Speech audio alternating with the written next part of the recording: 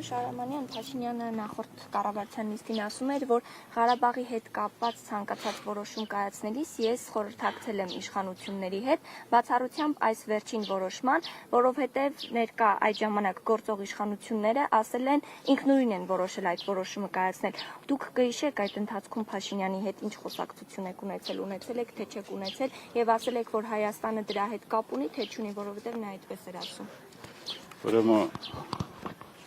թե Արցախի հանրապետության իշխանությունները, թե Հայաստանի հանրապետության իշխանությունները իրար հետ համագործակցել են ցանկացած պարագայում, ցանկացած ժամանակահատվածում, դա կլինի խաղաղ պայմաններում, թե ռազմական գործողությունների պայմաններում։ Հայաստանի հանրապետությունը Արցախի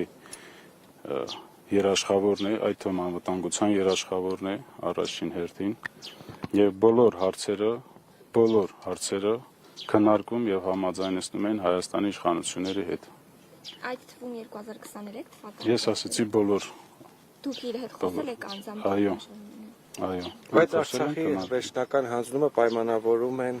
ձեր ստորագրությամբ, ասում են իշխանափոխություն եղավ, այստեղ որոշ ուժեր տոնում էին տեղի ունեցած իշխանափոխությունը եւ ասում են, որ դուք եք ստորագրել եւ Արցախը հանձնել եք։ Շնորհակալ եմ հարցի համար, առիթ հանրադառնալ, երևի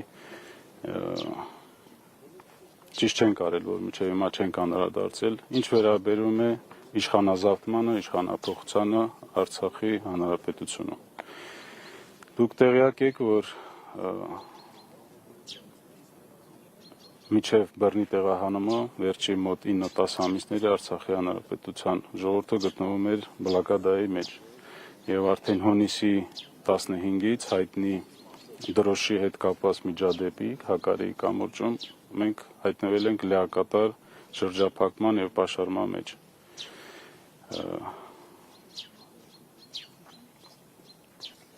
Հրաժարական տալու Արայիկ Հարությունյանի դիրքորոշումը դա մի քանի անգամ անման դեպք է տեղի ունեցել։ Նախկինում այսքան փորձ է արել։ Այո, ինքը մի քանի անգամ բարձրաձայնել է իր այդ մտադրության մասին եւ ես անձամբ ականատես եմ եղել, ինչպես մեր քաղաքական դաշտում ներկայացուցիչները, այդ թվում նախկին նախագահները, այդ թվում Ռուբեն Վարդանյանը երկար եւ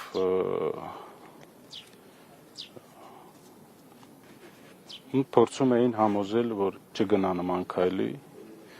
որովհետև դա այդ ժամանակահատվածում երևի ճիշտ չէր։ Այսինքն բոլոր փորձերը բլոկադայի ժամանակ են եղել։ Այո, բոլոր փորձերը վերջի ամիսների ընթացքում են եղել։ Եվ վերջի անգամ, որ գործող նախագահ Արայիկ Հարությունյանը բարձրացրեց այդ հարցը, որ ինքը պետք է հրաժարական տա եւ հիմնավորում էր, որ ինքը կորցրել է վստահությունը ժողովրդի առաջ, չունի այն ռեսուրսը, որպեսզի իրականացնի գործողություններ, որոնք դուրս կբերեն Արցախը այդ իրավիճակից, որևիցե ճնշում Արայիկ Հարությունյանի նկատմամբ քաղաքական գործիչների, էքս-նախագահների, Ռուբեն Վարդանյանի կողմից ես չեմ տեսել եւ վերջի ամիսներին, ինչպես ես նշեցի, Արայիկ Հարությունյանը զբաղված էր նաեւ թեկնածուների որոնման հարցով։ Առնվազն 5-6 հոգու հետ ինքը քննարկել է նման հարցեր եւ քանի որ Արցախի սահմանադրության փոփոխությունից հետո պետք է ազգային ժողովը ընտրեր նախագահ, դա այդ նախագահան չէր լինի դասական նախագահ, ինքը պետք է զբաղեցներ այդ պաշտոնը մինչև ժողովրդական ընտրություններով ընտրված նախագահի լիազորությունների ավարտը։ Այդ նախագահան պետք է շարունակել այն ծրագրերը, որոնք հաստատել են գործող կառավարությունը։ Այսօր Հայաստանի իշխանությունները եւ իրենց մերձավոր շրջապատը խոսում է իշխանության զավթման մասին, իշխանության, չգիտեմ, երևի նկատի ունի բռնի կամ ճնշումների տակ փոփոխության մասին, դա ընդհանրապես իրականության հետ ոչ մի առնչություն չունի։ Արայիկ Հարությունյանը փորձում էր այնպիսի տեխնացու գտնել, որը նաև ազգային ժողովում կստանար բավականին քվեներ ընտրվելու համար։ Իսկ դրա համար անհրաժեշտ էր 5 քաղաքական ուժերից առնվազն 4-ի համաձայնությունը։ Դուք գիտեք, որ Արցախի ազգային ժողովում ամենամեծ քաղաքական ուժը դա Արայիկ Հարությունյանի ստեղծած Ազատ հայրենիք կուսակցությունն էր, որը միացել է, սատարել է իր որոշմանը։ Այսօր խոսում են, որ Դաշնակցությունը իշխանություն է զավթել։ Ուզում եմ ձեզ տեղեկացնել, որ Դավիթ Իշխանյանը, որպես Դաշնակցության ներկայացուցիչ, որ զբաղեցրել է եւ նշանակվել է, ընտրվել է ազգային ժողովի նախագահ,